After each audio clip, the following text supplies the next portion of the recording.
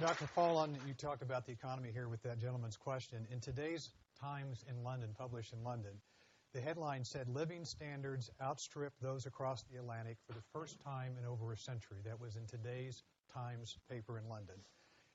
The first paragraph, living standards in Britain are set to rise above those in America for the first time since the 19th century, according to a report by the respected Oxford Economics Consultancy. Your reaction to this? This is exactly what we could predict. It would happen. We've been living on borrowed money and borrowed time.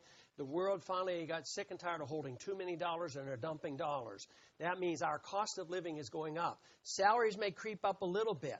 Wages might go up, and profits may go up, but it will never keep up.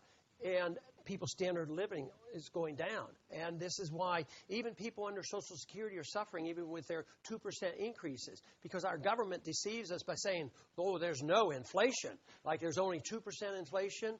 But yet cost of living for the elderly, those on fixed income, are having inflation about 8 or 10%. And then we have this monetary system that goes and tells people who want to save money, saving is very important in a capitalist society. That's where capital comes from, not from the Federal Reserve System. So people who do try and save, if there are elderly that don't want to gamble in the stock market, which I don't blame them, and they start saving their money, and the Federal Reserve comes in and say, well, you're only going to get 2 or 3 or 4% on your savings, they can't keep up. And a characteristic of the destruction of a currency is the middle class gets wiped out. And look at the third world nations of the world. In Central America, even in Mexico, there's a small middle class. And this is what we're talking about today. And they're talking about this, our middle class being hurt. Low middle income and middle class really get hurt. And in the early stages, before there's real chaos, guess what? There's a certain class of people get wealthier. There's a transfer of wealth from the poor to the wealthy. And here just recently, at the end of the year, we had $38 billion of bonuses for companies on Wall Street. And I have no problems with companies that make money legitimately without government contracts and without milking the inflationary system. But the $38 billion is not part of free enterprise. It's very distorted. You have to suspect there's something wrong. When companies go bankrupt or they get in deep trouble and they have to fire their CEO and he gets a $300 million bonus for putting him out of office. There's something awfully strange going on. But that has a lot to do with the monetary policy, overtaxes, overregulation, our production going down, our productive jobs are overseas. We are not producing the wealth. We are being drained, and it is related to our foreign policy because we still spend a lot of money, but we're spending $1 trillion a year to maintain our empire around the world. And just think, if you're doing that much, what if that money had been spent at home? What about all this money we spend in Germany and Japan and Korea? That money should be spent here at home. And then our standard of living would rise again. Okay, thank you. Okay.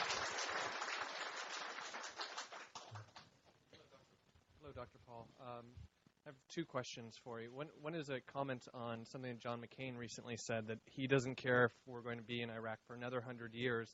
I am an American that really wants us out of Iraq, and I think people are looking for an answer, and yet I look at Obama wanting to leave the permanent bases in Iraq, and it seems like a disconnect, and I'd like your comments on those 2. There are 3 issues here about whether we should accept Senator McCain's proposition that we should stay for 100 years. One is moral, one is constitutional, and the other is economics. And I'll start with the moral issue. By what right should one generation commit the next generation to perpetual war and perpetual policing of the world? There's no right for our generation to sign a treaty with any country in the world to say no matter what happens in the future, we're going to go to war automatically.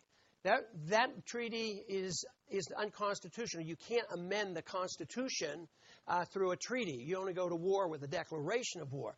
So this idea that we should stay, if you stay there with troops, that means you're in defense of land, and you're always susceptible to war. So we can't do that. We can't promise the next generation or obligate the next generation to be there physically and potentially killed in an operation like that.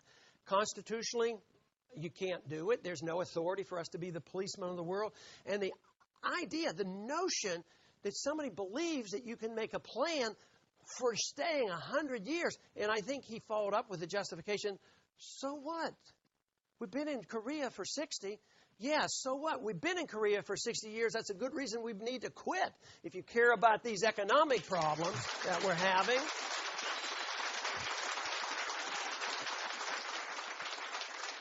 But the reason I am absolutely sure that we'll win this argument is the economic issue. I hope everybody would, I wish that everybody would go back to the Constitution and deal with the moral issue, but the practical economic issue is the one that will determine the limitation of this. And this is what has happened so often through history.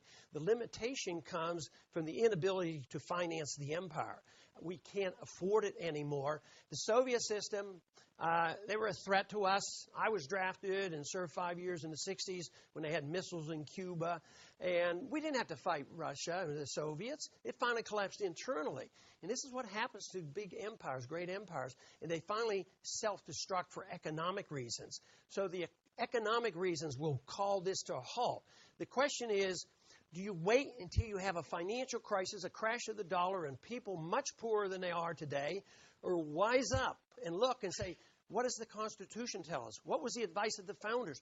What did the Republican Party used to stand for? We used to stand for ending wars. That's what we were elected to do with both Nixon and Eisenhower. We weren't elected to start wars. We were elected to end wars. So should we wait until we have the crisis, or should we deal with it now, save the money, and work a transition? So those who want to stay and they moderate their tone and say, I guess the most radical notion was to say we would stay for 100 years. But the others, the Democrats were elected last fall. They were supposed to slow this effort up with the war, and yet they've all continued to endorse it, continue to finance it, continue to promote the authority, and they don't really look at the bottom line and say that we should reassess our values. If we made a mistake, own up to it. But to continue to make a mistake so to save face makes no sense whatsoever. We don't need to wait for an economic calamity to occur. We need to just do what is right. Thank you.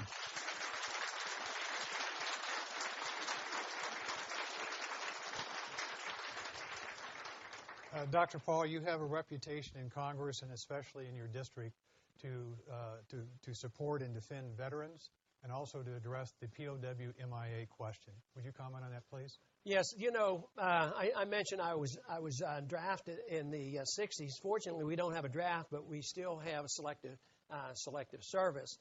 But in the time I was in the Air Force, I did a lot of flight physicals as a flight surgeon for many individuals that went to Korea, went to Vietnam.